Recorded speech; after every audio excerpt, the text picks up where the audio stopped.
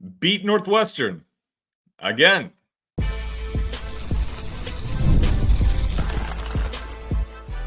You are Locked On Illini, your daily podcast on the Illinois Fighting Illini. Part of the Locked On Podcast Network, your team every day. Welcome back to another episode of Locked On Illini. Thank you so much for making us your first listen every single day.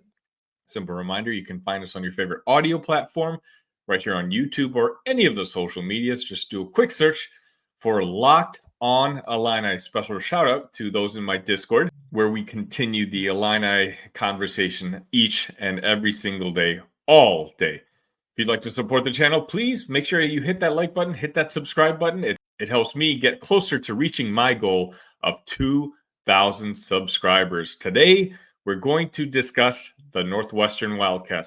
Look, the football team just got done beating them last Saturday to end their season, and now the Illini basketball team gets to kickstart their Big Ten season by playing them on Friday night. But before we get to that, today's episode is brought to you by FanDuel.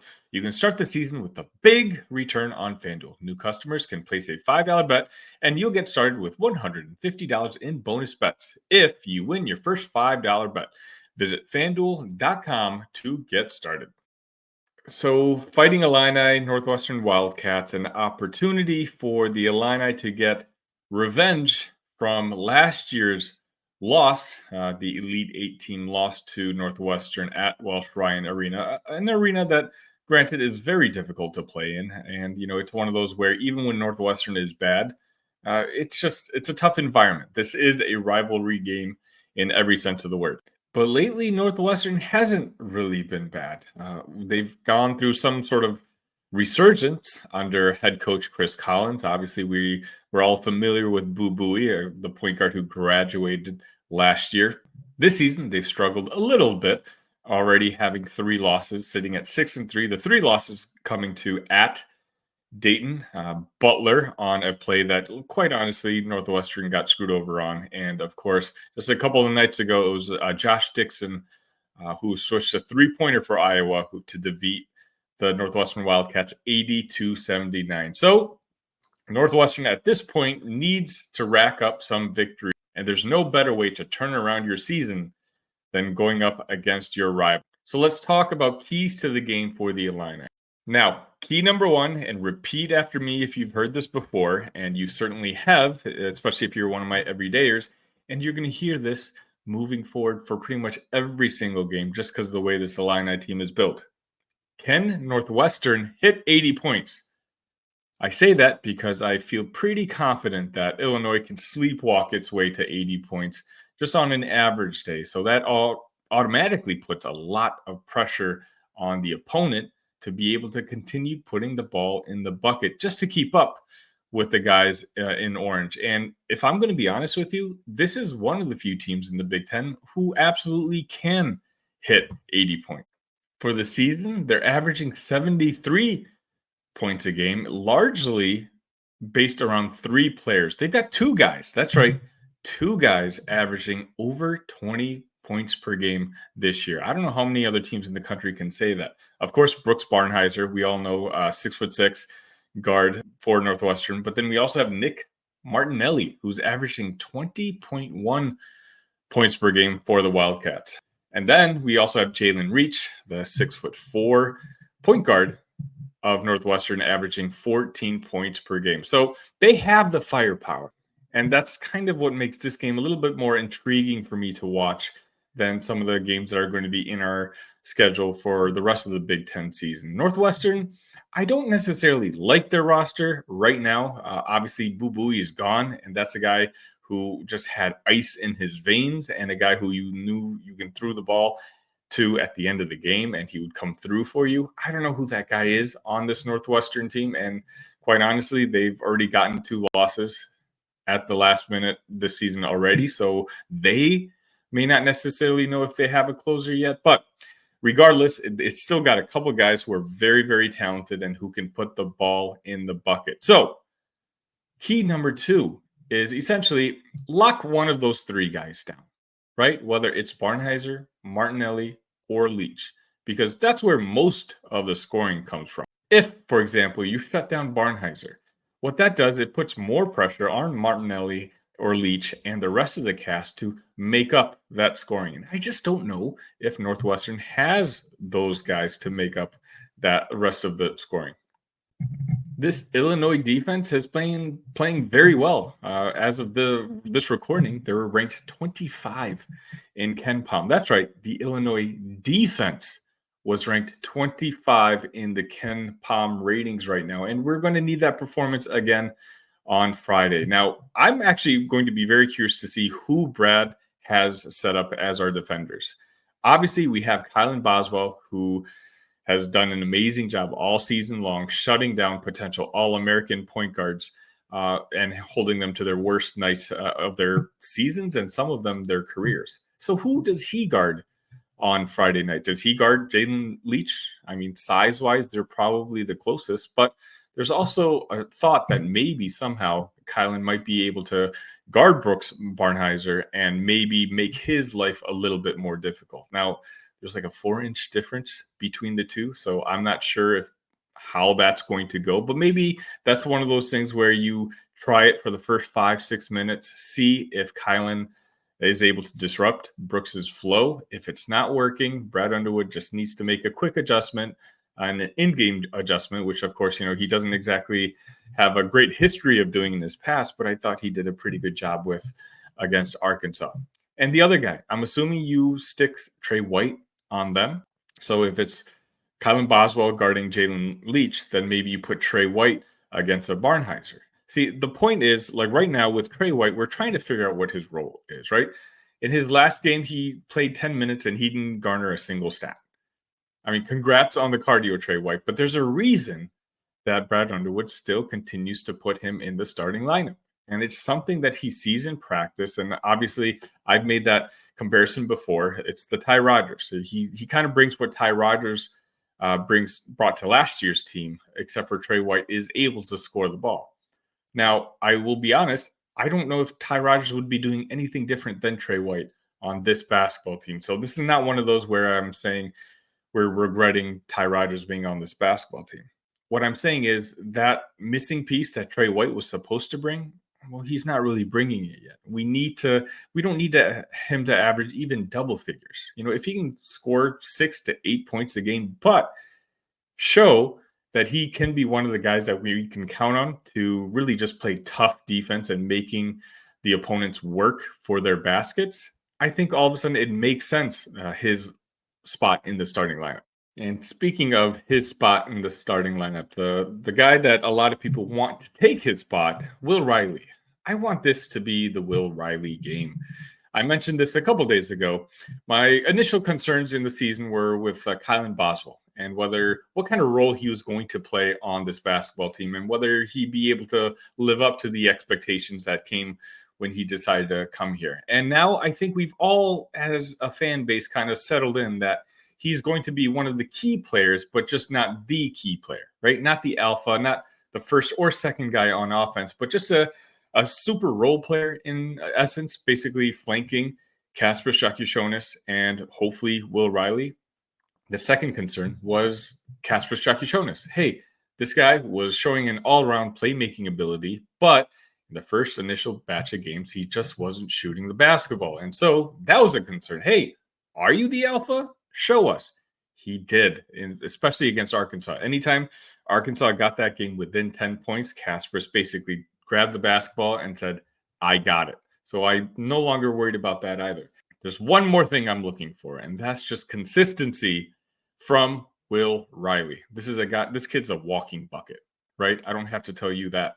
I think if Will Riley plays to his potential, honestly, the Big Ten championship runs through Champaign. And I know historically it goes through West Lafayette, and I'm not trying to be disrespectful, but I just covered their game for the Big Ten Huddle, and I watched them lose and really get their butts kicked by Penn State earlier this evening. And honestly, this Purdue team is a lot different than the team from last year. And a simple subtraction of the greatest college basketball player of all time will do that to you. There's flaws in Purdue that I've noticed and I discussed on the show. So please tune into that if you're interested. But now having seen all these Big Ten teams, I've been saying it for a couple months now. I do think that Illinois may have the highest ceiling in the conference.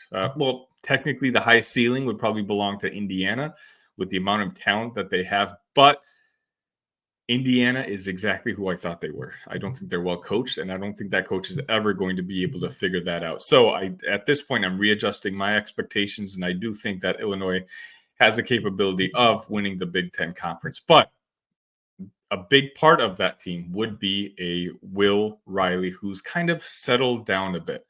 2 for 9 against Arkansas. We're fortunate that we didn't need Will Riley in that game, which is incredible. We beat Arkansas, the number 19 Arkansas, and scored 90 points without arguably our best scorer. But that just, again, goes back to how talented this basketball team is. We certainly can't do that all season long. I think Northwestern, a rivalry game, that crowd is going to be raucous. If Will Riley can come out and have one of those I'm him games like he did in his first game against Eastern Illinois, a game like, hey, I'm one of the 15 best prospects in this class. I've been mocked to go into the lottery next season. This may be my only time playing in the Chicagoland. If we have a 20-point Will Riley game, where he's just chucking up threes, and Will Riley's the one of the few players on this team who's absolutely allowed to do that, I think Illinois is going to be in great shape. The other guy, Ben Hummerkaus. I'm not sure what role he's going to play on this team, really, if he's not making those 3-pointers. Brad Underwood has been telling us, and anyone who's been watching these practices has been telling us that Ben Hummerkaus can't miss in practice. And Brad Underwood, he literally said that Ben was the best shooter that he's ever had as a coach. Well, we just need to see more of it. We need to see more aggressiveness. I think Ben ideally has to be able to hit 3-pointers a game. Give us double figures. Otherwise, what are you doing in the starting lineup? Because he is our worst defender on that court. But it'll offset if all of a sudden he has to make the defense honest with him being more aggressively able to shoot that basket.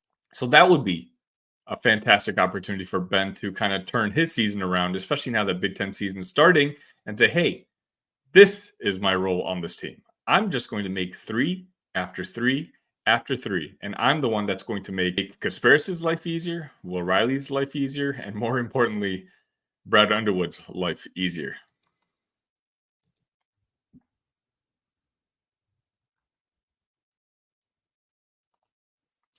Get ready to tackle the NFL action with FanDuel, America's #1 sportsbook. Because right now, new customers can bet $5 and get $150 in bonus bets if you win.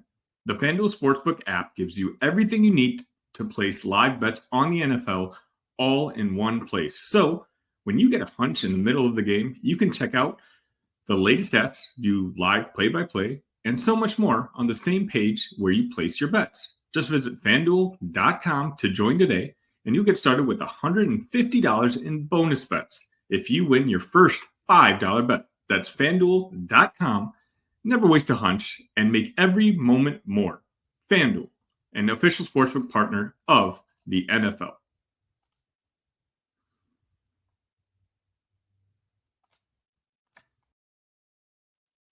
Pat Bryant is not going to be playing in the bowl game. Apparently, well, that's what was announced by Brett Bielema on Thursday when he met the media and he discussed the recruiting class.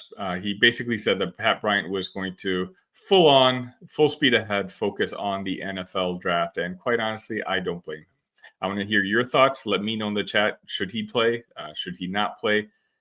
My thoughts are simply Pat Bryant has been I mean, I've sung his praises on this show for a couple months now.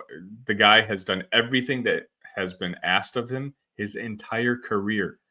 He's someone who just gradually, every single year, his role got bigger and bigger. And I'm just so happy for him that in his senior year, in his last 12 games per this Armchair Illini article, he had 984 yards and 10 touchdowns on 54 attempts. Pat Bryant's going to be going to the Senior Bowl. He's going to have a chance to showcase his skills in front of a bunch of NFL scouts. I don't think he's a first rounder, and I probably lean towards saying he's not a second rounder just because he doesn't quite have the track speed that a lot of NFL teams are looking for. But there's no doubt in my mind that Pat Bryant's going to be able to stick in the NFL. And that's really because of everything else he brings. I haven't seen a wide receiver with his body control in a very, very long time. And he was arguably the best blocking wide receiver, not just in the Big Ten, but in all of college football. Let's be honest. We all know that Pat Bryant was screwed over a little bit by being nominated only for the second team All Big Ten. He was clearly, in my opinion, All Big Ten first team. In my opinion, he was the best wide receiver in the conference, especially when you really consider what he means to the team. I mean, if you think about it, is there anyone who was more valuable to their college football team than Pat Bryant? The only argument that Ted from the Big Ten TED Show made to me, and I understand, is Caleb Johnson, the running back from Iowa. Really, it's between those two. Those two are the guys who their offenses were basically always counting on to come through in the clutch, and Pat Bryant did over and over again. Would it be nice for him to crack 1,000 yards for the season? Would it be nice to see him catch touchdown number 11 and break the Illini single season record? Of course it would be. But I want Pat Bryant healthy.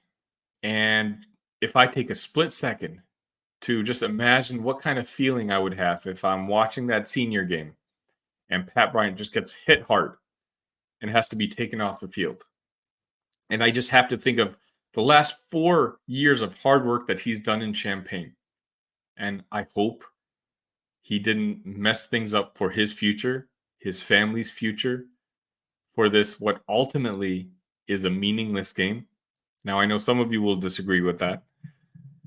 But when you really think about it, if you're not in the college football playoff, these bowl games, even one as prestigious as the Citrus Bowl, which is what we're kind of projected to be at, ultimately, they're just exhibitions at this point. And so that's why I completely understand and I support Pat Bryant in his decision that he's just going to let himself focus on the NFL. And, there's positives to Illinois for this as well. Of course, you would like your best wide receiver playing against one of the SEC's toughest teams. But this could be the opportunity for one of those younger wide receivers to get more playing time, to see what they have. Capka Jones, Malik Elzy, Hank Beatty, Colin Dixon, all these young guys who are going to be important to the team next year. I want to see what they can do on the field against a very talented team on the other side. For all intents and purposes, the Illinois football season on the field is over. But that doesn't mean that we can't start building towards next year.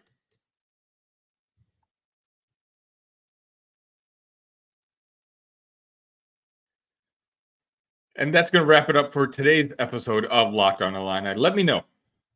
Do you support Pat Bryant deciding to sit out, or do you think he should make an effort and play one final game in an orange and blue uniform? Also, I want your predictions for the Northwestern game. Speaking of, as you guys already know, and I know my everydayers know, make sure you're subscribed to this channel. And you know what? Go ahead and hit that notification button somewhere up there because I go live immediately after every game that we play in. That's men's basketball. I've already done it for every game on the Illinois football side. So I'm going to continue to do that as often as I can for men's basketball as well. So as soon as that buzzer hits 0-0-0, make sure you're tuned in right here onto Locked On Illini, and hopefully we can be celebrating together. But just in case, if that's not the case, we can have a little therapy session together as well. Before I let you all go, I did want to mention, shout out to Ayo Dosunmu. Ayo had a triple-double on Thursday night, having 27 points, 10 rebounds, and 11 assists against the San Antonio Spurs. Ayo playing for my hometown team has been a godsend for me. I watch the Bulls every single day anyway, and now I'm able to watch one of my all-time favorite Illini suit up in the red and black. It's just one of those things that ultimately worked out for me as a sports fan. I will be having a Bulls content creator come on the show probably in the next couple of days just to give us an update on how Ayo has been doing this season. I believe it's his 4th season now, right? Man, time flies by very quickly. But Ayo's obviously a key player on the Chicago Bulls. And so I figure with all the key players, Ayo Dosunmu, I'll be checking in with Terrence Shannon, all these guys. Periodically, maybe I'll bring on a guy who covers those guys and bring them on the show and just see how they're doing, just kind of checking in, because we all know that, once you're an Illini, you're always an Illini. But that's going to wrap it up for today's episode. Thank you all so much for tuning in. Again, please make sure you're subscribed to the channel. I know I keep asking, but I only ask because it matters. I'm getting so close to that goal of 2,000 subscribers that I'm hoping to get by the end of the calendar year. And that can be done by your assistant, and it doesn't cost you guys anything. Just when you hit that like button when you're watching this video, or you hit that subscribe button, what it does is it's going to send this exact show out to other fans of the Illini. Make sure you're tuned in Friday night right here. We'll be doing a live recap. Hopefully I'll have a guest on. I don't have anyone booked on currently, but if you're interested, please join the Discord in the description, and that's usually where I'm going to be seeking out people who might want to come on and talk about the game that we just saw. Thank you for making Locked On Illini your first listen today. For your second listen, check out Locked On Big Ten Podcast. Craig Shimon puts the Big Ten first when everyone else overlooks it. Find Locked On Big Ten on YouTube or wherever you listen to on podcasts. Thank you all so much. Friday night, I will see you right after the game. Until then, ILL. Love you guys.